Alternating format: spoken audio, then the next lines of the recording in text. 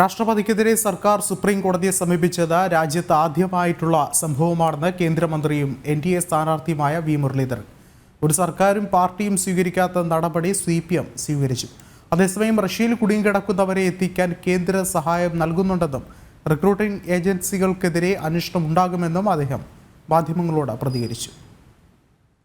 അതായത് ഇത്രയും കാലം ചരിത്രത്തിൽ ആദ്യമായിട്ടാണ് രാഷ്ട്രപതിക്കെതിരായിട്ട് പോകുന്നത്. ചരിത്രത്തിൽ ഇത് ആദ്യമായിട്ടല്ല ഈ ബില്ലുകൾ വൈകുന്നത്. അപ്പോൾ ഇപ്പം മാത്രം ഇങ്ങനെയൊരു തോന്നൽ വരാനുള്ള കാരണം എന്താ? കേന്ദ്ര സർക്കാർ അവിടെ റഷ്യയിൽ പെട്ടിട്ടുള്ള മുഴുവൻ ഇന്ത്യക്കാരെയും തിരിച്ചു കൊണ്ടുവരാൻ വേണ്ടിയിട്ടുള്ള എല്ലാ പരിശ്രമങ്ങളും നടത്തിക്കൊണ്ടിരിക്കുകയാണ്. അവരെ റിക്രൂട്ട് ചെയ്ത ഏജൻസികൾ, ആ ഏജൻസികൾക്കെതിരായിട്ട് അന്വേഷണം നടക്കുന്നു. അങ്ങനെ അന്വേഷണം നടത്തിയ ഏജൻസികളിലെ ചില ആളുകളെ